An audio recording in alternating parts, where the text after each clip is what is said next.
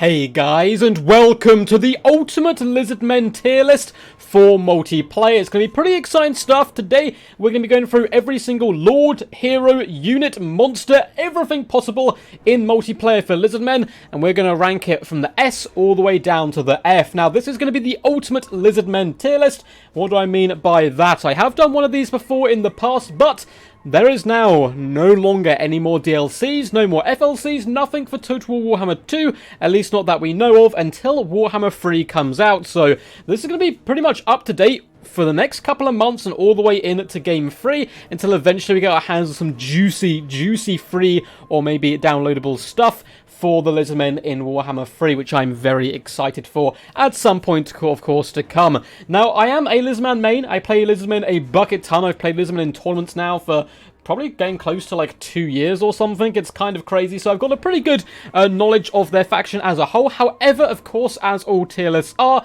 this is very subjective to my personal opinion, tactics I use, and so on.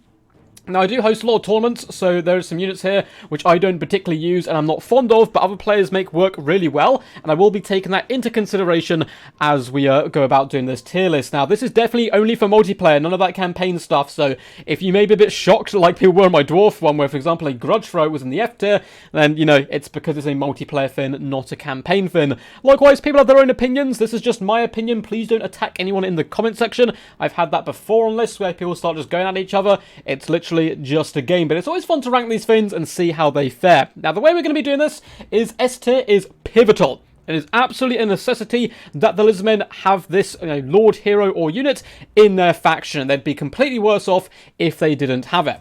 A tier means this unit is very good. Most of the time will be paying for itself and performing really very well, and isn't quite a necessity, but it's going to be brought quite a lot of the time. B is going to be great. B is going to be good. B is definitely a solid unit. Everything you want from this unit, it will do, and maybe a little bit more now and again. Now, C is not terrible. C is, hey, this unit's okay. It does what it says it's going to do, but not normally too much more. D is going to be, this unit kind of underperforms most of the time. It's a bit too pricey for its role, or there's just other elements of this faction which can do this job way better, way better, so there's not necessarily a huge point bringing it. And F tier is just, this unit's basically useless, don't bring it. It's basically garbage-ito. So up first, we're going to work our way down this list. We do have all of the campaign exclusives. We're not going to rank them today, just going on all the normal stuff. Got quite a few to delve into, so let's start from the top left, which is going to be the Saurus Old Blood. Now, Saurus Old Blood used to be very competitive. You used to see him quite a bit in certain matchups, but as the meta has shifted to a more skirmish, gun-based, kind of like long-range style of play, the Saurus Old Blood has seen quite a steep decline, but despite this, is a very powerful lord. He has some really good items, the Horn of Kygor, buffing nearby troops for those big pivotal strikes, and Annals of Itzal makes him relatively tanky. He's very versatile. In fact, he can come on foot, he can come on a horned one, a cold one, or on a mighty Connoisseur, which is how most of us like to see him in action. So he's got that going for him as well. Not super expensive, not super cheap, but he certainly does what he says on the tin, and then some. I think he's actually very underrated, and we're popping him into the B tier. Now, one of his big weaknesses is, hey, the Lizardmen have so many good lords to choose from that often he does unfortunately get a little bit overlooked, but still he's going to be going there in the juicy B section. I quite like him against Empire. You should certainly give him a go and see how he performs. Up next, we have an even more versatile lord, some would say, the Red Crested Skinchief. Very cheap all round, doesn't pack too much of a wallop, but does come in with the Warrior Crest ability, which is certainly very nice. And that ability scales with his mounts scaling as well. It increases that melee attack and that melee defense greatly, so if he's on foot and he pops that, he's going to hit a little bit harder. If he's on a Stegodon and he gets that, all of a sudden, you know, the gloves are off and he's beating the crap out of Karl Franz all day long. So yeah, he can come on foot, he can come on a horned one as well, I believe. I think it's a horned one, not a cold one. Yeah, it's a horned one. He can come on a Ripidactyl, or he can come on a Stegodon, making him super versatile, and at the same time, not breaking the bank. He is going to go in the C tier. However, for me, he does what he says on the tin, but doesn't often overperform too much. There is obviously some different situations where I've seen him perform really well, but he's not often picked, and that is mainly due to the fact there's just better units at his job role, but he still is relatively solid. Up next, it looks like it's the first of our legendary lords today, and it's Mr. Gorok. And I'm afraid, Mr. Gorok, this is probably not going to be a surprise to anyone. He's going to be down here in the D pit tier. Now, the Pit of Darkness, which is the D tier today, doesn't mean this unit can never perform well or should never ever be brought. But unfortunately for Gorok, he really suffers more than any of the other Lizardmen lords, like way more than them, by being a foot character. He just really struggles to catch his targets. He's a slow tank, but you have other lords who can heal and tank, other lords who can be invisible and kind of hide away, or real fast lords as well. So there's plenty more options for unkillable lords if that's kind of your jam and you're a bit tired of people sniping your characters. And yeah, he buffs nearby troops, is okay in melee, he'll do a decent job I suppose, but honestly, he's not really anything too special. Up next, we have Hennewin. Much like the Skinchief, he indeed can come in a multitude of forms. He can come on the back of a Horned One mount, on foot, up in the skies in Reprodactyl, or on a mighty engine of the gods. Now, I was going to put him in the C tier, and I'm kind of working this tier list out as I go, seeing how I feel and where I put the other units as well, and talking through my explanations with you. Well, for me, Hennewin was going to be in the C tier, but we're going to bump him up to the B. Now, why does he stand above the Red Crested Skinkies? He's relatively similar, he's relatively versatile in the same way, but he is also your caster, coming in with a really powerful Law of Magic as well. Manticore summons are great, Flock of Doom is pretty decent, he's got the Prey, he's got Pound of Perpetual Pelt, a load of good utility tools, and the fact he's versatile, cheap, and a caster is why I'm going to pin him in the B tier. Now, in competitive play, you do see him actually relatively quite a bit, for those reasons we mentioned before, him being cheap and a caster at the same time, and you can often see him on the battlefield up against the forces of the Dowie, for example, where you can shoot down the line and overperform a little bit. So he's very, very low B, very, very high C kind of grade. Up next is a controversial one for sure, Tic-Tac-Toe. Many people think Tic-Tac-Toe is amazing and incredible, and many other people think he is absolutely garbage and rubbish. So where does he truly lie? Well, he is incredibly cheap, which is pretty useful, of course, for your lord. He does hit, unfortunately, like an absolute damp noodle. He can kill casters and so forth, but if he's engaged with any form of melee lord, he's going to get absolutely dumpstered. And one of his biggest problems is he doesn't have too much mass to pull out of combat once he does indeed get surrounded by halberds, spears, or cavalry, for example. It really can be a bit of a struggle. However, he is very powerful at a few things. Not being particularly versatile, though, because he can only come whilst flying, but in an air build, he is very powerful, helping to buff up nearby troops. You can often bring him against the vampire counts, and again, he's a cheap, reliable lord who's not going to get killed too easily because he's so fast. So today, he's going to be ending up in the C tier. He does what he says on the tin, he's hard to kill, and relatively cheap at that, and he'll really dominate the air game. If your opponent hasn't brought too much air, and you don't have huge advantage from having a ranged core, like your opponent doesn't have much backline or anything, then he can unfortunately be a little bit useless. So it is the roll of that dice, but very good in the current skirmish meta as well. A solid choice, no doubt. A very good C tier.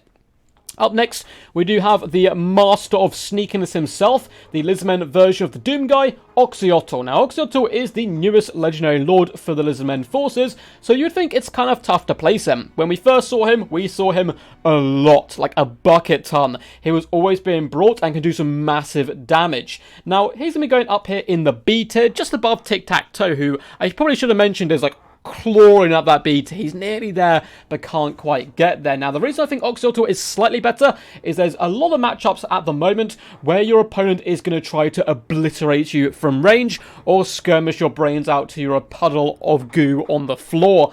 And Oxyotl kind of counters that really well. He's a lovely counter skirmish option. He can assassinate targets such as casters and lords, which again has become even more important in the meta than it ever has been before. And he's basically unkillable. Once you pop Master Predator, which you should always take with him, by the way, he will go into Stalk, Snipe, and Unspottable, and basically you don't have to worry about your lord too much. Unless your opponent is driving, loads of light cavalry across the battlefield, trying to hunt him down, it's actually kind of hard to get him killed as long as you don't position him in a really bad situation. So Oxyotl, he kind of takes a role that Tic-Tac-Toe does of not being a lord who can be killed. He's obviously not so good in the air game, but in the current meta, I think he's very slightly better, coming in to the low B tier there. But you did good, my boy Oxyotl. Up next, we have arguably everyone's favourite legendary lord, Mr. Nakai. Now, the problem with Mr. Nakai is his abilities, though amazing, are disgustingly expensive, and even him in his base form is also very expensive. What do you get for your money? Well, you get a monster of a pretty awesome design who will charge in, he will kill some infantry for you, and go toe-to-toe with caster lords and some medium-level melee lords. No assassins or kind of like a melee specialist, he will not do well against them, and he doesn't really fulfill a role. He's not anti-large, can't take down the large creatures that come at him, so he doesn't do that job very well. He's pretty okay at killing infantry, though you have far better options on the Lizardmen roster because of their dinosaurs, and he has a cheaper version which comes in with cheaper and relatively still the same level items in the form of the Ancient Croxiel. I'm not going to pit our boy in the F tier. I'm not going to do it because I have seen Nakai perform really well in certain matchups, very niche matchups against factions such as Bretonia. His air effects, spells and buffs can really help out units like the Dred Saurian, which is a unit we basically never see apart from in 1 or 2 matchups, and in those matchups Nakai is actually very, very slightly viable, so I'm not going to put him in the F tier. I wouldn't say you should never take Nakai. Now, in a tournament, you should probably never take Nakai, but there is maybe 1 or 2 exceptions to that, so he's going to be going down here in the D tier. Really does not suit the current meta, many more better options than him, but isn't completely useless. Up next, we're going to be looking at the last Legendary Lord today, actually, though we have some legendary heroes to come, and that is Lord Mazdamundi. Now, back in the day, I put Lord Mazdamundi all the way up here in the S tier because he was so pivotal for the Dino boys back then. He can come in 2 modes on Zlak, the true ruler of Lustria, which is where you often will normally see him, or he can come down on his toilet seat and do some really good work. Now, he comes in Ruination of Cities, he comes in with Banishment, he has the ability to heal himself, and a bucket ton of powerful spells. He has been nerfed slightly though, he's a little bit more expensive than he once was. His Sunburst Standard, which gives missile resistance and added melee defense, can be pretty useful, and he is an expensive boyo throughout, but he is still probably the best Lizardmen Lord option for the fact he is very versatile. You can take him in 90% of matchups and he'll do you absolutely fine, but is he pivotal? That is the key thing here. So before this, I was planning on putting him in the S tier. Instead, he's going to be going in A tier, kind of A+++, very high up in the A tier. But I don't actually think he's pivotal anymore. I don't think you have to bring Mazdamundi. I think you have so many other options which are really, really solid that he's not a necessity, despite the fact he is good in basically an insane amount of matchups throughout. So up next, we are going to be moving on to the heroes. And up first, we have one of the melee heroes that I don't use very often, but I think can be very powerful, and that is the Saurus Scar Veteran. Once again, you're going to be seeing a bit of a running theme here of some of the Lizardmen Lords and heroes. It's versatile. He can come on foot, can come on a cold one, or can also come on a mighty Connoisseur. Now, his items aren't incredibly amazing. The Plaque of Dominion can be pretty funny, and obviously comes with like Foe Seeker, Deadly Onslaught, but is also an abundance pool of Cold-Blooded, which is such a powerful buff, increasing leadership and stopping rampage. Very powerful as a bodyguard, very powerful at dishing out damage to enemy large creatures, though the Lizardmen don't struggle with that too much. I think he basically does what he says on the tin, and it's only coming in with the C mark here. Now, he's very close to coming into B, simply due to the fact that in certain matchups now, such as the Vampire matchup, where there's a lot of long-range single entities, which are quite tough and hard to take down, he specialises at hopping on top of those with a Velociraptor and ripping and tearing into them, but for now, he's still going to remain there in the juicy C tier. And who's this sneaking up onto the tier list board? It is the mighty and legendary Skinchief, able to fly on a Terradon, come to battle on a mighty Stegodon, or go on foot. Now, he's incredibly cheap. Very, very cheap, and a big old fat pain in the butt. Lovely counter-skirmishing potential as well, and I actually love bringing him on Terradons. Now, you would think he does what he says on the tin. He's very cheap. If you allow him to use up his ammunition, he will get you a lot of points, but in certain matchups, he is disgusting. Bring on a Terradon up against Norska, what are they going to do? They can't catch him with anything in the skies. Javelins and throwing axes are really bad at hitting air units, and he can simply sit on top of the enemy casters all day long, and this isn't something Norscan players tend to consider when going into this matchup. So I'm actually going to buff him all the way up here to the B tier, and do we buff him up to the A? He is still disgustingly cheap and very often will actually pay for himself. It's a tough one, but I think we're going to go for B. I think he's a really good unit, but not quite amazing, and definitely not a must-have kind of pivotal here unit for the forces of the Dino Boys. Up next, we're going to be looking at our 3 different spellcasting heroes. Actually, our 4 different spellcasting heroes, as we have quite a few at our disposal. Up first is the Skink Priest of Beast. We do him and the Skink Priest of Heavens at the same time. So they're both cold-blooded, which is really nice. So again, you get that ability to pop extra leadership and cold-blooded onto someone. However, there is a big standout reason why the Skink of Beast is a far better pick, in my opinion, than the Skink Priest of Heavens. And that is because you actually already have a Slann of Heavens, you don't have a Slann of Beast Magic, and Manticore summons are still, to this day, absolutely fantastic. The Law of Magic, in my opinion, is better than the Law of Heavens Magic, and due to the fact that if you don't want to take Mazdamundi or a Slann, you have to bring a Skink Priest, they're going to be voted up very high. And I'm actually going to put the Skink Priest of Beast up in the A tier. I think he's picked very often, a very powerful unit as well. Whereas the Skink Priest of Heavens is going to go down here in the C tier. So I'm not going to put him anywhere to shame too much. Wind Blast is still pretty useful. And again, he can work in beautiful unison with someone like Tic-Tac-Toe for those air builds. He can do absolute wonders. But he just picked way less often. It's a less used Law of Magic in multiplayer.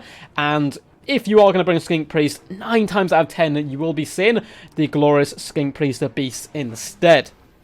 Up next, we do have the Skink Oracle, notorious on launch for apparently being unbelievably OP and broken, though I didn't think I agreed so much. I did think he was very, very powerful. But of course, he has been fixed in the Cav Beta, so he won't be 2-shooting anymore, and he is disgustingly expensive, like really, really expensive. A beautiful set of spells, though. He comes in with an amalgamation of different laws of magic. He has Opal Amulet and Foe Seeker, and again, is still a fantastic assassin. Now, he must come riding a Troglodon, which of course is how you would take one of these guys anyway, because it's absolutely badass, and he's a fantastic sniper of characters, lords, and heroes. Unfortunately, we haven't really seen him at all in tournaments. I don't think I know the last time I saw one of these. I'm generally trying to think, in the last, 5 to 10 tournaments, I haven't even seen one get picked.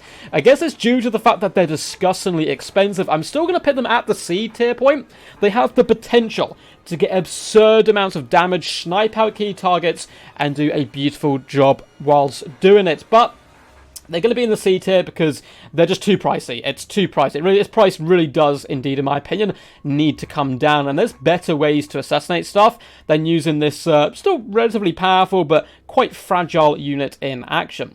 Up next, we have Lord Croak, and I love Lord Croak with all my heart. He is very badass and cool, able to deliver the Deliverance of Itza. Is a very powerful spell if you can connect. He has the Supreme Shield of the Old Ones, which is a fantastic Area of Effect bug, or not Area of Effect buff, there we go.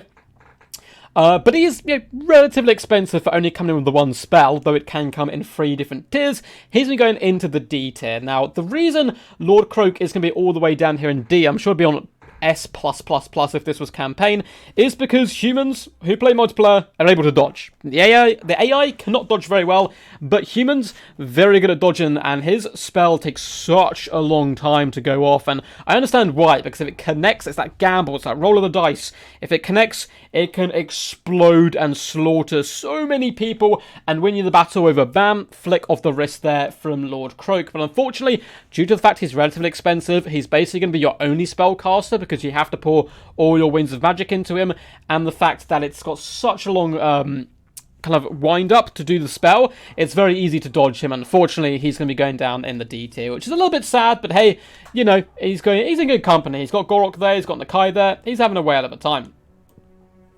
Up next, we're going to be having the Croxiel Ancient.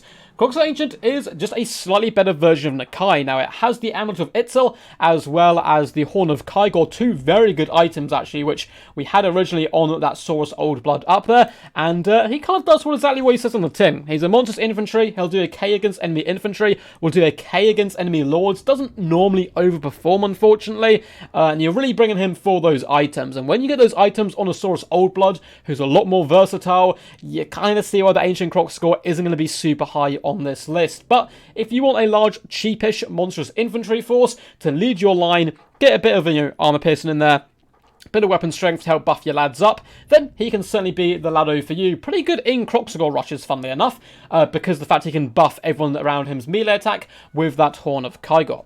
Up next, we're going to be looking at the Slans. Now, the Slans are really powerful sorcerers. I'm not sure which one of these is of the Law of Heavens. Normally, I'd pick the Law of Heavens a little bit lower, but for today, we're going to do all the Slans in one go. So, we've spoken about this before, actually, when we spoke about Mazdamundi and Hennewin.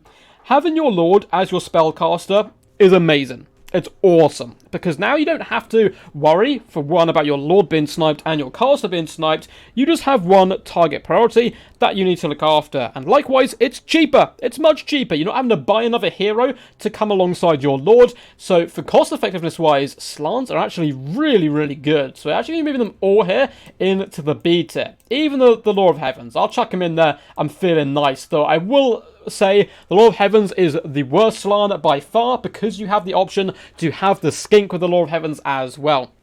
Now, the reason I'm putting the Slans so high is not only do they have that cold blood and stuff, which is really nice, but Shield of the Old Ones is a really lovely air effect buff to help keep your troops fighting, as well as keep them protected. Banishment is pretty damn awesome, and honestly, their items aren't terrible either. They're not, like, outstanding. If you've got extra money, sure, why not use them?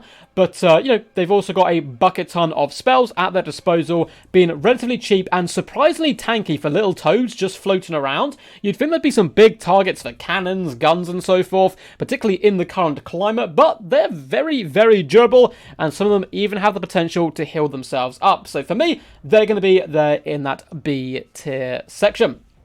Up next, we're going to be looking at our boy, the mighty Crocky G. If anyone's seen too much on my channel, they'll know my favourite legendary lord in the game is Mr. Crockgar. He is so fun, and he's basically a slightly improved Saurus Old Blood. Very versatile, can come on foot, can come on a cold one, a horned one, or Grimlock. Of course, we always bring him on Grimlock because we're a man of class and culture.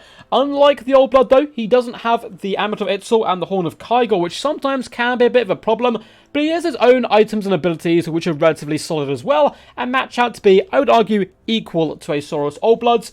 And he has the Hand of the Gods. Now, the Hand of the Gods is that ultimate weapon. It's such a powerhouse. The nuclear device of the Lizardmen, and I love to use it. It's such a gamble and such a risk, but it can do devastating damage if it connects, or it can leave you hollow as a husk inside when it completely misses. And it does take a bit of an art to hit. It is a bit of RNG, but if you go for that mid-range rather than long-range or short-range, you do increase your chances. So I'm actually going to put him here in the B tier. I think he's equivalent to a Saurus Old Blood that sometimes he will do better, and sometimes he's not worth the cost and he'll do a little bit worse because the Hand of the Gods sometimes won't connect. But I would say he's above your average Lord there. Up next, we're going to be moving on to some of the big dinos here. So, oh god, there's some controversial ones coming up. I'm actually looking forward to this quite a bit. So up next, let's take a little look at our little gal here, Sally the Salamander.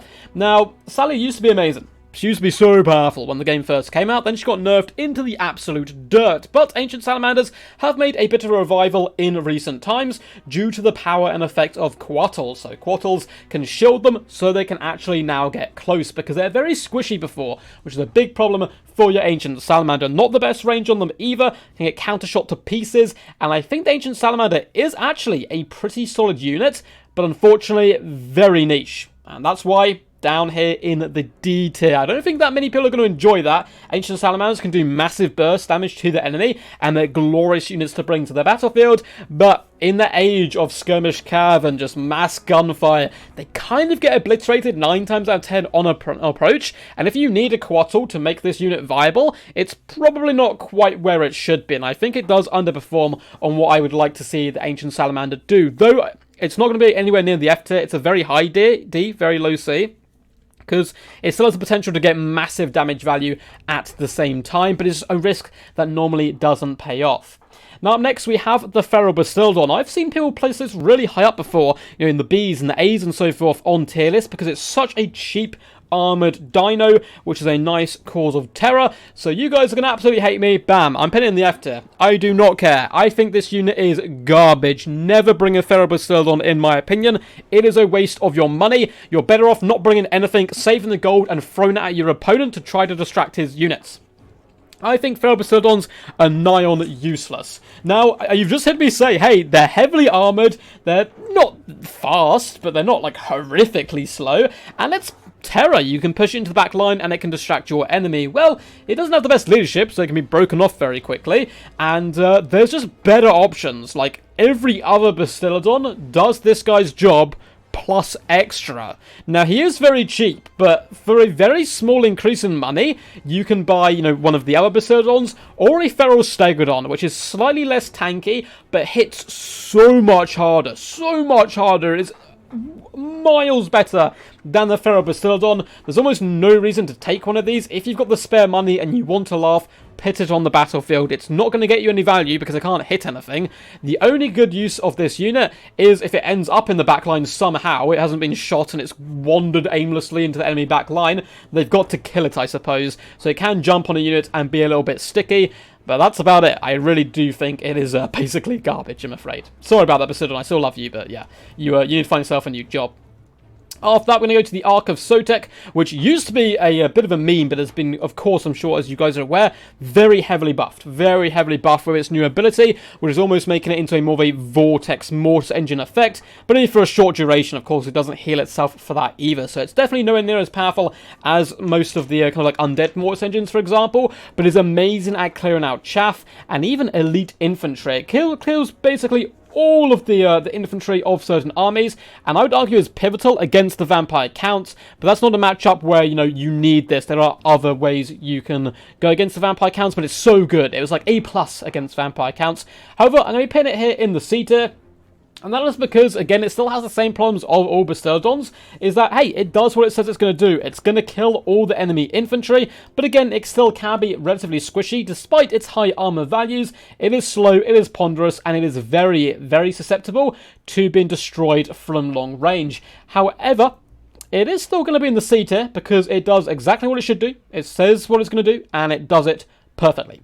Up next, we do have the Revivification Crystal, which is quite a mouthful here. This is the second of our Basildons, and he's actually going to be going in the D tier. So he used to be in the F tier for me way back in the day. I think we did another tier list like, I don't know, 6 months ago or something on the Lizardmen. It'd be really cool to see a comparison. It's going to be very different from 6 months ago, but the Rev Crystal has the ability to heal up nearby troops. Now, its ability, the Rev Crystal, has a pretty long cooldown, and it lasts a while and then the cooldown starts. So I've almost never seen, considering that Warhammer battles tend to be a lot smaller than other Total War franchises and battles they do, it doesn't normally get to use all its casts of its ability, which is obviously quite sad, because that's where a lot of your money's been put into it. And I do feel that the Ark of Sotek and the Solar Engine, spoiler, are way better options if you're going to bring a single entity monster. He takes one of your single entity monster slots.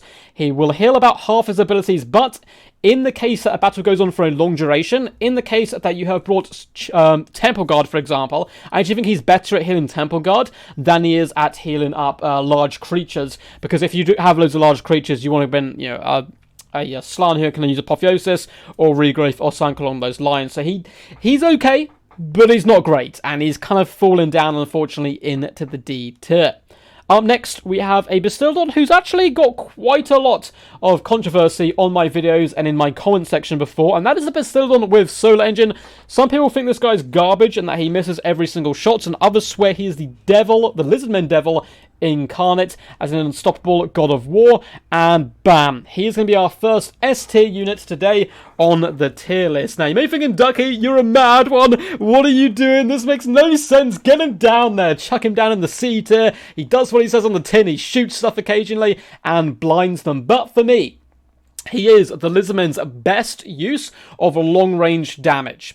Now, what I mean by long-range, of course, you've got javelins, you've got blowpipes, but that's about it. If you want to do almost a siege weapons kind of a range length, and actually pound down the enemy from long range, you've got two options. You have the Solar Engine, and you have the Stegodon with Great Bow. And the Basildon is just more versatile in more matchups, it's better for its value of money, and again is very tanky like the other Basildons, but the lack of speed isn't a punishment for the Solar Engine because it's a long range. As with the Pharaoh Basildon has to slowly, bomberously move towards the enemy, instead the enemy have to move towards the Solar Engine as it blinds them. Also quite nifty in a tight spot if you have a large dinosaur fighting another large enemy or character, shoot that character, because this has a blind effect, which is a very powerful debuff, which lasts for a short duration.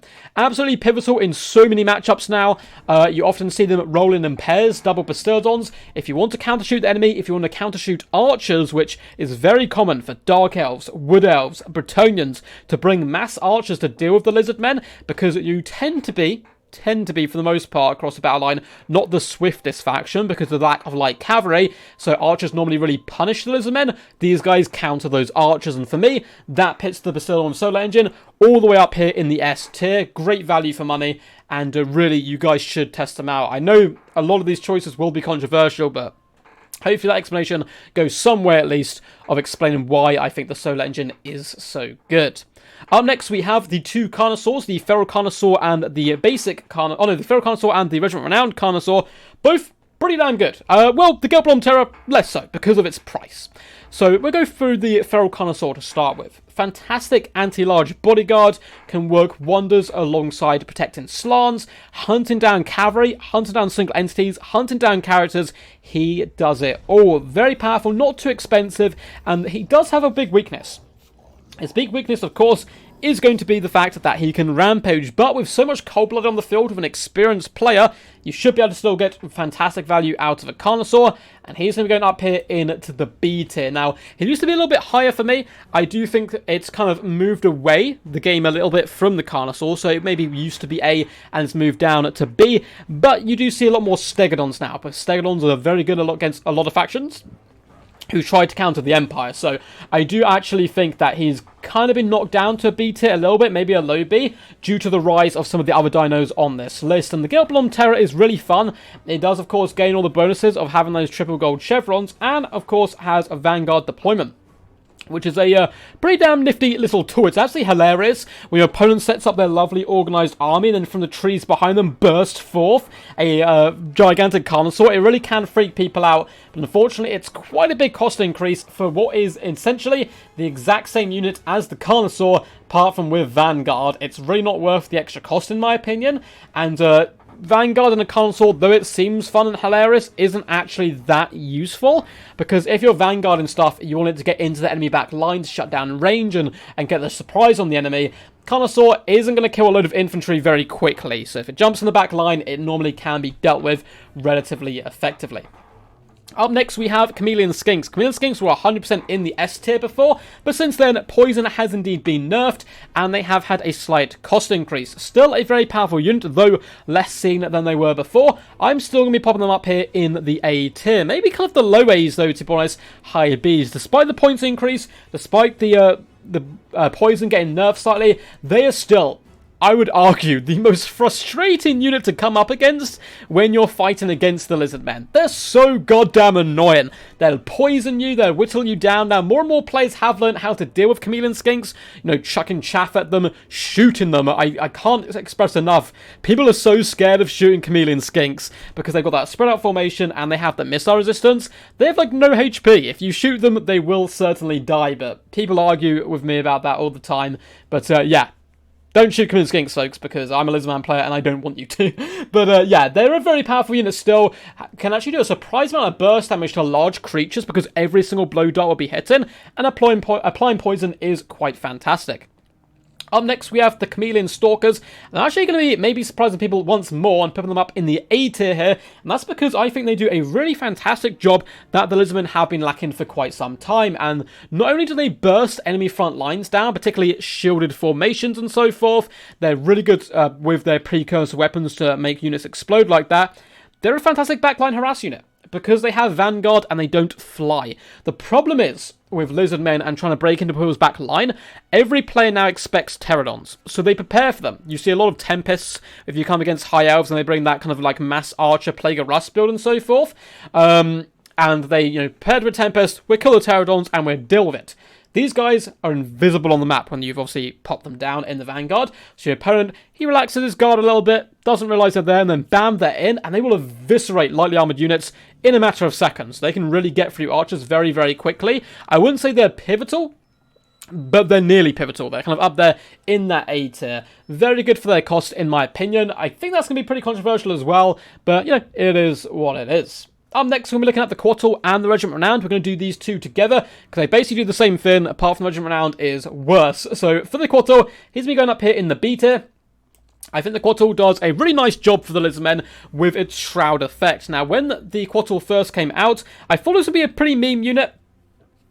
A little bit gimmicky, kind of, you could use it once in a, now and again, and now in a blue moon, you could kind of bring it to the battlefield and trick your opponent, but it's actually just so good. Even if your opponent knows what's underneath there, it doesn't matter if they can't shoot it. Its hitbox and the fact you can move it relatively swiftly means you can often dodge long-range cannonball shots, and it has made great cannons for dwarves, a lot less viable up against the Lizardmen.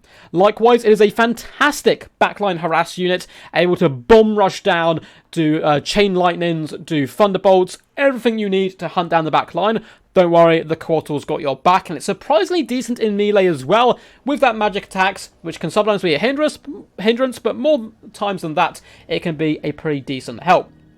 Up next, we have the Spirit of Teapot, and unfortunately, it's coming down here in the D tier, because honestly, despite the fact it gets, a slight increase in its stats, being triple gold chevroned, and it does a relatively similar job, it's quite a bit more expensive, and I'd actually argue its bound abilities are worse than the normal Croxiels. Now, maybe not in a vacuum. If we're looking at Shield of Thorns and Lesser Banishment compared to Lesser Chain Lightning and Urion's Thunderbolt, there's certainly an argument to be said that the Regiment Renowned has the better abilities. But if you look at it as, hey, I'm using this unit to get my units to the front line, and then I'm using this unit to harass the enemy backline and hunt wizards, Chain Lightning and Urion's Thunderbolt is actually better. Thunderbolt's really good at taking down artillery pieces and tightly packed units of range, for example, who you'll often see in tightly packed units, so they can move around and rotate a little bit quicker. It just does the job that you want it to do better, even if on paper it is slightly worse. So that's it for me. The Croxiel there is going to go into the B and the D tier list. Up next, we're moving into some of the cavalry here, and what we're going to do is we're going to do the feral cold ones separately, then the cold ones together, and move on like that. I'm well aware this video is probably going on for a lot longer than I initially intended it to be. Feral cold ones, they are going to be going right here in the C tier. They've certainly improved in my eyes. They're relatively garbage damage value-wise. Do not bring these guys if you're looking to get value. Do not bring them if you're going to be looking to get into the back line, but they counter chariots. They pin chariots in place, and chariots are very oftenly picked up against the Lizardmen because they can be slow to respond sometimes. Their cavalry's not the swiftest to catch chariots, and they can really run amok. So if you come up against Tomb Kings, for example, and come up against Dark Elves, you're going to have a load of chariots just running you over, and it's really frustrating. But bringing some of these lucky ladies, the feral cold ones, the clever girls, they can just jump there and pin the enemy in place, and that's all they are. They're cheap Empire Knights. They're roadblocks. That's all you want them to do, is pin the enemy in place, and they do it rather well. As for all the other cold ones, I think we're going to be popping them just here into the C tier list. As far as cavalry goes, they're pretty solid. They're not terrible by any means, but likewise, they're not insanely overpowered either. They're just solid. The anti-large ones, pretty good at killing enemy cavalry. Anti-infantry ones, pretty good at killing enemy infantry. They're not particularly swift, so they often can't get to the right place at the right time. Mobility and map control is so huge in Total War Warhammer multiplayer, particularly in the current meta. It's like life-changing, and they can't really give you that.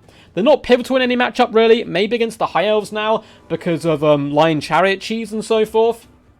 With like the single health, like single anti-abuse and that kind of stuff, they can be really needed there. But for the most part, if looking at overall, they're just a solid unit which do what they're meant to do.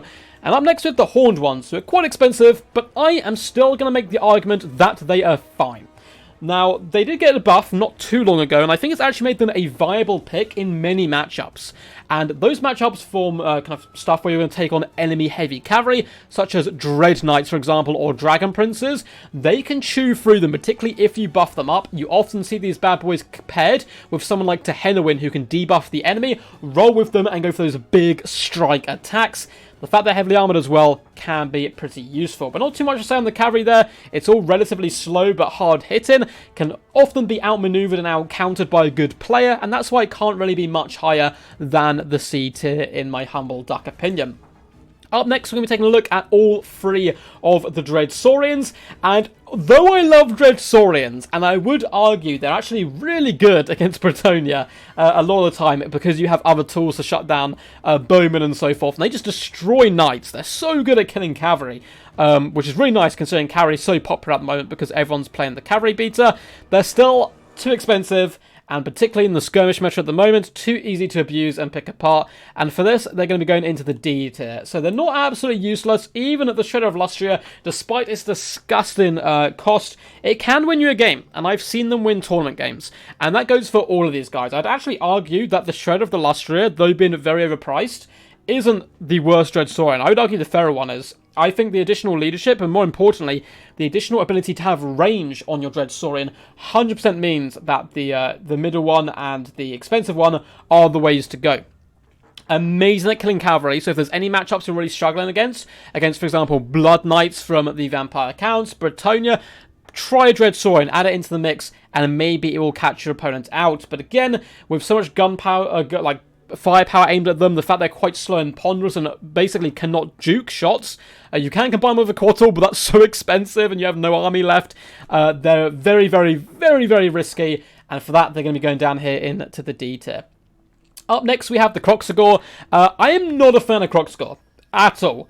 And though Croxiel rushes were meta at one point against dwarves, you've basically seen them die out. I don't see Croxiel used basically ever now. They are useful for a few things. They can pin the enemy in place. The problem is you have ARV units which can pin the enemy in place, which is much cheaper in the form of all of your cavalry, which I should have mentioned earlier. The cavalry is quite heavy, so it's good at pinning units in. Yeah, so you're not as fast as the cavalry. You do the same job of pinning the enemy in place, but you hit hard, right? Well, not really, because your melee attack's so bad that you basically don't hit anything. So people bringing Croxiel against dwarves is such a mistake because they take so long still to grind through something like a unit of Longbeards, and they just get shot the entire time. So I'm afraid the Croxiel are going to go down in here in the D tier. I'm even going to put both of the Sacred Croxiel in here as well. They are even more niche than regular Croxiel with their magic damage and increased price, but they can be viable up against factions like Vampire Counts, where that magic attack really can come in handy, and they're a little bit close to the F tier, but not quite. They do have uses, you do see them in play, but not really in competitive play, I'm afraid. Up next, we're going to be looking at the first of our hunting packs in the form of the Razorn hunting packs. So that's the basic one, and then the Amaxon Barbs. These guys do lovely long-range AP, and since they fixed their firing arc and hopefully fixed their movement a little bit better, it's still a little bit janky, but it's certainly better than it once was. They're pretty good. They're pretty good. Now, do they suit the Lizardmen style of play? Yes, they actually do, surprisingly, in a few matchups. If you're going to be going full skirmish mode, then these bad boys certainly could well be good for you. I'm actually going to bump them up here into the C tier. They do what they say they're going to do. And the Amaxon Barbs, this is going to shock you, bam, in the B tier. This was in the F tier on my previous list, I remember. I put this bad boy in the F tier. Now, since then, it did get a buff as well. And I was awakened to the godliness of this unit. I think it's a very low B tier, though, I'm afraid, because the reason I put it up here is it's the triple gold chevron. Before, my argument was that it's gained poison in a faction which has a ton of poison. That's why it's not worth being like a normal Razordon.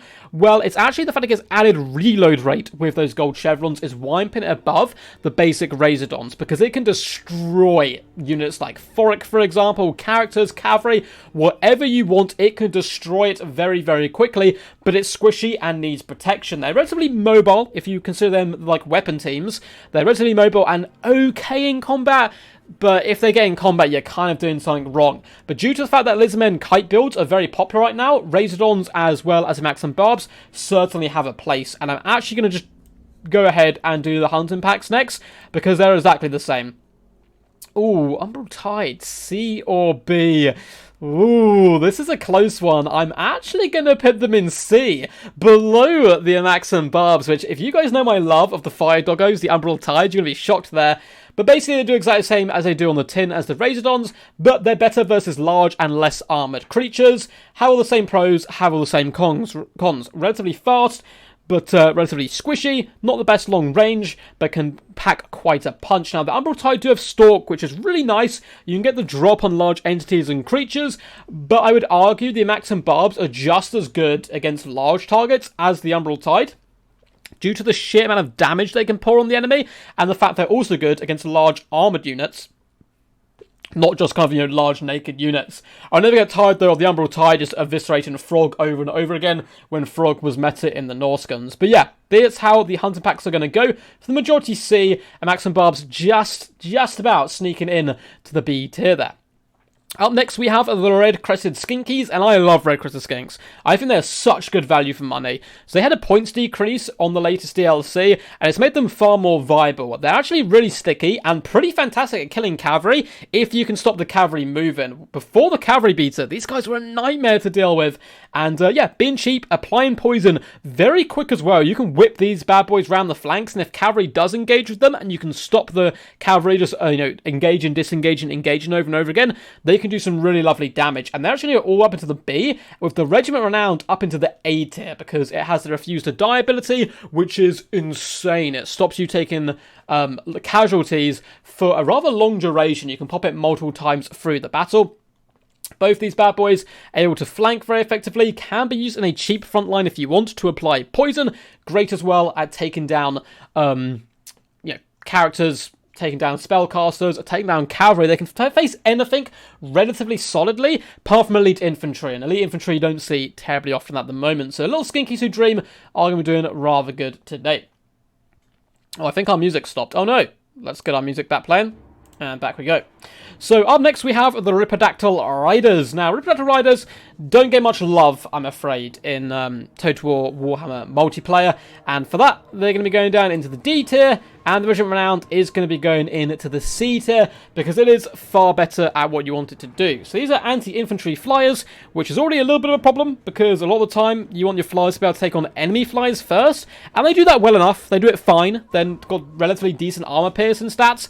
But boy, oh boy, are they squishy. For a unit that's meant to be fast, whip into the enemy back line and start chewing their way through the enemy, or getting some lovely rear attacks, if they get shot or hit by a Tempest, they just die so quickly. They're very fragile at a relatively expensive cost. Now, the reason the Regiment Renowned is a little bit above them is because it's anti-large and it has Toad Rage. And combine those two things together, it's far better assassinating enemy air squads, goon squads. They can rip apart a dragon if you give them time of day. So very powerful in the air game. Really good synergy with Tic-Tac-Toe as well, who can increase their stats by just being in a proxy to him.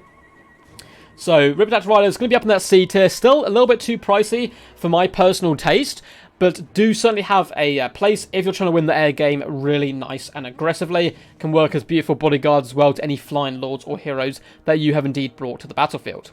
Up next we have the Saurus Warriors. We'll go through all of them in one go. So there is the Saurus Spear, the Saurus Spear of Shield, the Legion of Chaquois, Saurus Warriors, and Saurus Warriors with shields. So let's get the unshielded ones out the way first. They're going to be in the... Ooh, are they going to be in the C tier?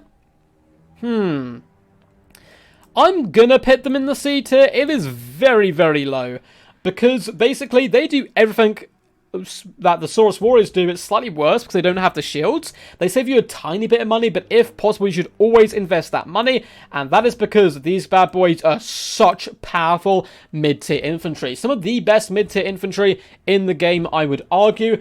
They're just so solid. They'll clear an infinite amount of state troops, low-tier infantry. They'll grind through it. They don't give a damn. Now, they don't have the best melee attack, but that does mean they have quite a lot of room of potential and growth if you use magic with them, and they're super tanky. Any low-tier infantry tends to not have AP, so that means the Saurus Warriors can just grind their way through them, and because of their weapon strength, they can also hit pretty hard up against all the other enemies. Now, Legion of Chaquois is actually going to falter a little bit. They're going to come into the C tier. That's due to the fact they're very niche. Yes, they're just as good as this unit, really. The other Saurus Warriors with spears, they do the exact same job. They're a little bit more expensive for sure, though they got slightly better stats because of the gold chevrons, and have a really useful ability, which is to give missile resistance to troops in a nearby radius. But there's lots of matchups where that ability is just not really useful, even against some factions which have range, but just don't often bring it against Lizardmen. So they're a little bit more niche, still can be pretty solid. It's a stalwart unit, and that's why that's what it says on the tin, and it's going to be a C. The unshielded variety, they're okay. They'll still tear through the enemy, but are far more susceptible to range attacks. And the Saurus Spears and Saurus Warriors, both of which with shields, are pretty damn good, in my humble little duck opinion. Up next, we have our 3 Skink units. We're actually getting relatively close to the end because all these units down here are campaign exclusives, and this is a multiplayer tier list if you haven't gathered that already. So for the Skink cohorts, we have Skink cohorts with Javelins, and then we have the Skink Skirmishers. Let's go through all these together. Well, Skink Skirmishers, or no, not Skink Skirmishers, sorry. The Skink cohort are only 300 gold cost. That's not too shabby whatsoever.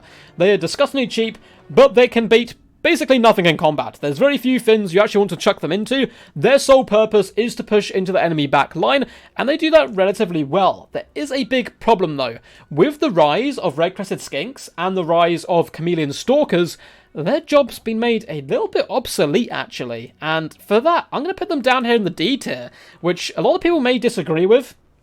But I just think their one role before was to get into the enemy back line, and now you have so many better units for doing that exact same job. They're still very cheap. They're very high D tier, don't get me wrong, but they're not actually that useful anymore. They kind of die to a lot. Cavalry just destroys them.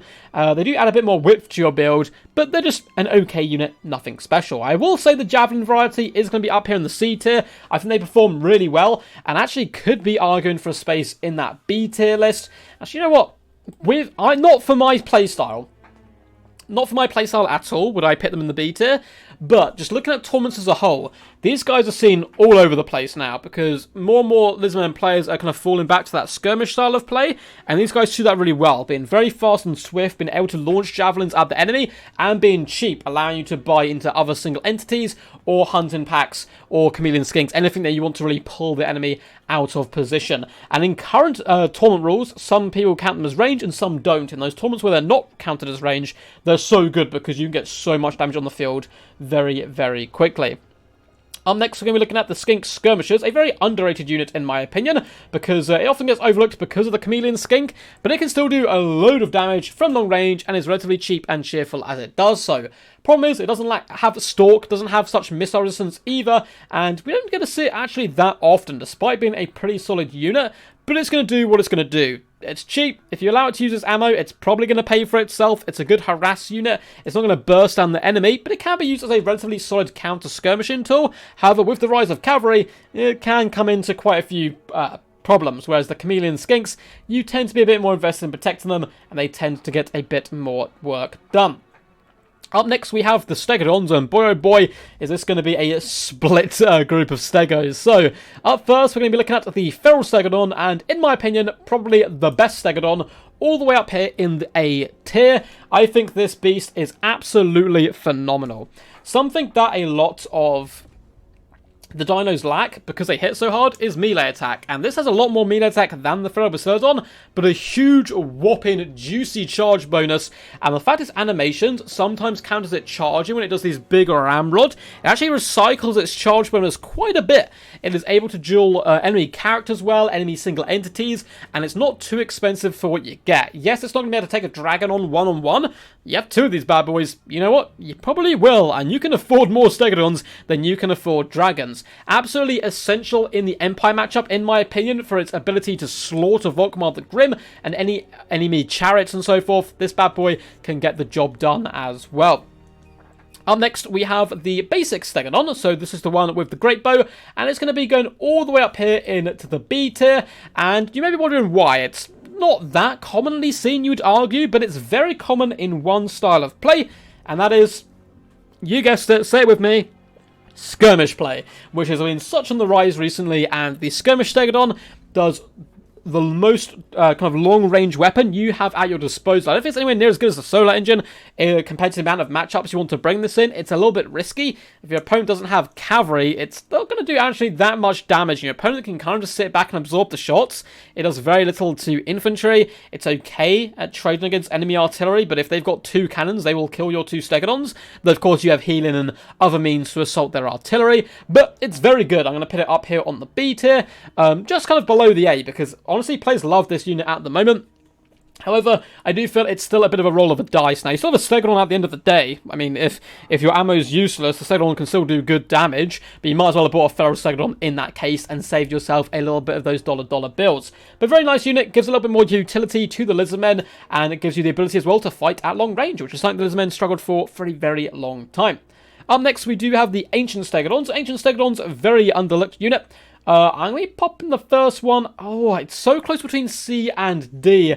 It's probably, unfortunately, going to be the D tier. And the fondest one, I'm going to put here probably all the way up in the B tier, which is going to shock a lot of people.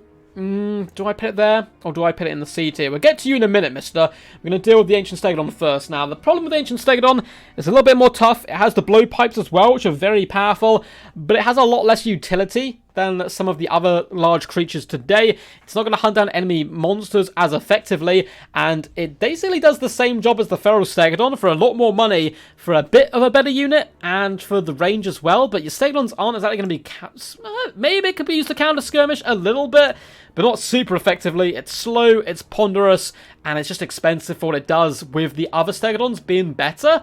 It's could be argued that it's in the C tier, because it kind of says what it's going to do, but due to the fact there's better options in this roster for a Stegodon, it's going to be falling down to the D tier.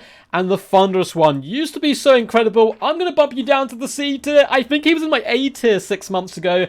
He does so much damage. The added stats really help it connect with the enemy. The Thunderbolts come down. People always argue it does a load of friendly fire. I have no idea what you're doing if your Stegodon's sitting in your front line. It shouldn't do much friendly fire at all, because its bolts actually are slightly tracked to hit the enemy, it would seem. At least my Stegodon is, but hey, maybe the old ones just love me a little bit more. And it's still very powerful in a lot of matchups. The problem being is the shift in meta from 6 months ago to now makes it a lot less viable, and it actually makes it worse than the basic Stegodon, because it doesn't have anywhere near as good potential to skirmish or counter skirmish the enemy, and at the end of the day is very expensive, meaning the Pharaoh Stegodon is probably better being brought. Now, I still like this unit. It's not bad by any means. I actually bring it now and again up against Empire, and it kills Voltmar the Grim and gets into the back line, and it's really good at just clearing out the infantry. It can be a real pain in the butt, but it's going to be in the C tier list today.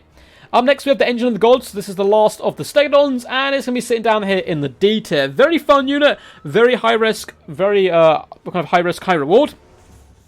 I would argue if you're going to bring it, you have to bring Mazdamundi or a Light Slant to net the enemy in place. Because I spoke about Lord Croak's ability, being able to devastate units and have a long wind-up time. This unit takes both those to the extreme. It can kill an entire front line of enemy units if they decided not to move. And its wind-up time is very obvious. It's a big sigil on the ground, and a big beam comes up from its back, so it's a very, very long wind-up time, and any decent human player is probably just going to be able to dodge it. Now, you can bring a Light Slant or a Mazdamundi and try to pin the enemy in place with a net, in which case, it can do devastating work. I've seen it one-shot a unit of Blackguard of Nagaron, just shatter units straight off the battlefield, and almost instantly pay for itself. So it can be a really good fun unit, but it's so risky, it's going to be down here in the D tier, I'm afraid.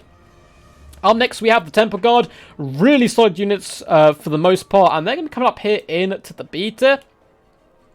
As they're your anti-large units, your stalwart line of halberds, and they will die to protect any slan, and they do that very well. I would argue the Star Chamber Guardians are slightly better than the normal unit of Temple Guard, due to the fact that they give that Guardian, and that's kind of what you want your Temple Guard there for. Very useful in matchups where you're looking to outgrind the enemy. You see them against vampire counts all the time. Very powerful unit, but again, they can't be any higher than this, simply due to the fact that that slow grind style of play is kind of out of fashion, and your opponents will be able to abuse them just a little bit. So that's why they're not going up to the A tier. They're going to be sticking down here in the B, kind of just vibing. They do their job very well. Some of the best halberd units in the game, but there's not a big cry out at the moment for slow defensive halberd units. Up next, we have the Terradon Riders. Now, Terradons used to be in my S tier for 2 of the Terradons, and there has been a resurgence now because of the Chameleon Stalkers. Are they as useful and as pivotal? Oh, it's so close. It's so close. Varnish Bowlers are definitely going to go into A. I think they're a fantastic unit. They're great clean enemy chaff, and they're still one of your most fast mobile mover units in the battlefield, able to chase down the enemy as well as force them off. And I think the Regiment Renowned is going to go there as well, and we're still going to stick Terradons in the S tier. It's still going to be there. Very, very low S tier, and that is simply due to the fact that they used to be the only unit you had who could Vanguard deploy and get into the enemy back line quickly. And they're still your fastest unit to do that. They're still by far the fastest unit to do that. They're very abusive in matchups where your opponents can't deal with air. For example, up against Norska or up against Chaos, for example, they can be very good, although their main job is to drop those rocks on enemy thunderers, enemy handgunners, anything that can bring range, these guys can destroy. They're very fast, very mobile, able to get to positions no other Lizardmen unit can actually pull off. Not quite as vital as they once were, due to the fact Chameleon Stalkers can now be deployed behind the enemy line and also push into the enemy back forces. And people are a little bit more prepared for them. But the fact people still always bring Tempest to try and deal with your Terradons kind of goes to show how powerful they actually are. So they're going to be going up there in the S tier. I think they are still a vital unit. They're your most swift unit to hunt down enemy back lines, get in there and get the damage done. And they're also a pretty good counter to enemy air forces as well. So for me, S tier, because likewise against the dwarfs, if you don't bring these guys, you've rolled the dice and you will instantly lose, because Gyrocopters will kill your entire build. So there's some matchups where you have to bring them or you will lose, and in most matchups, they're at least useful. Just 2 units left to go today. We're going to be tackling the Troglodons here, which are both very fun units. We have the normal Troglodon, and then we have the Regiment of Renowned. And the Troglodon's going to come down here into the D tier, with the Pale Death going up to the C tier. So Troglodons are pretty awesome. The problem is, if you're going to take one, normally you're going to overinvest and take the Skink Oracle. They have all the pros and cons of the Skink Oracle, that they're relatively expensive, do some lovely burst damage, but the fact that they don't two-shot anymore, I know it was only the Skink Oracle who two-shot before, but people are way less scared of these bad boys. They'll do damage, but they're not that hard to shut down. The reason I'm putting the Pale Death in the C tier is, again, it's got a little bit faster shooting animations, but more importantly, it has Primeval Roar. A big air effect buff of melee attack, which lasts for a very, very long time, and it makes it super powerful up against factions like Vampire Counts. Normally, it's not that useful of an ability, because you don't want your Troglodon in combat, you want it shooting at range, and only really engaging in combat, though it's got very decent stats, similar to a Connoisseur without the Anti-Large or Frenzy. Though it's decent in combat, you want it to get its value, you kind of need to use its range attacks. You want to be shooting the enemy from long range. But up against a faction like Vampire Counts, who are going to be all over you anyway, still bring this guy. He can apply a lot of pressure to single entities and corpse carts and characters and so forth. And likewise, he's going to be in combat against zombie summons and skeletons. He can then pop that Primeval Roar and buff your box. Very powerful in box builds is this Troglodon. And yeah, I like him quite a bit. I think that's it. Is there anything we're going to change last second? I don't know. It seems relatively even. B, C, and D are by far the biggest sections, which is probably quite good for a faction on balance. Lots in the middle, only 1 unit down there in the F tier, which is the Pharaoh Basildon, and only 2 in the S tier. I think that's a pretty balanced tier list. Now, don't go away and look at my other tier lists, like the Dwarf one, and be like, oh, the Dwarfs had 4 in S tier, that means they're a better faction. This tier list is based on the faction itself and what the faction encapsulates. Some of these units will be far higher ranked in other rosters and some far lower ranked in other rosters. But I think what you got here is a relatively solid and balanced faction. Top slightly heavy. Slightly heavy with the 2 vital, only 1 disastrous unit. And A as well is looking quite happy, whereas B, C, and D are all relatively in that even playing field. So what did you guys think of this tier list? I'm sure there's going to be a lot of rage. There's a lot of controversy in here, I'm sure. Last seconds, will I change anything? Will I change anything? You know what? I'm sticking to my guns. I ain't scared. I don't think I'm going to change anything here. Tic-Tac-Toe maybe could be moved up to the B tier list.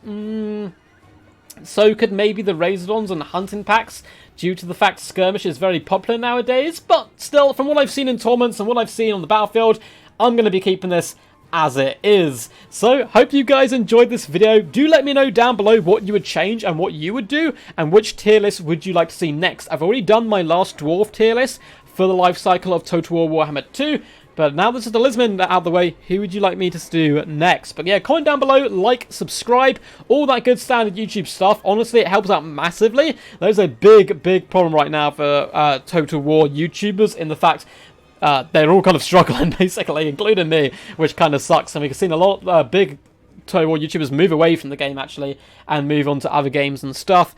Simply due to the fact that we're waiting for Warhammer 3, and there's no more DLC to come and stuff. So we're kind of in this weird middle stage where everyone needs a little bit of love and help. So feel free to do all those things. There's links down below in the description to my Twitch, where I occasionally do streams. Also links to my Patreon and my Discord, and all that good stuff on how you can support the channel. But anyway, guys, until next time, peace, and as always, stay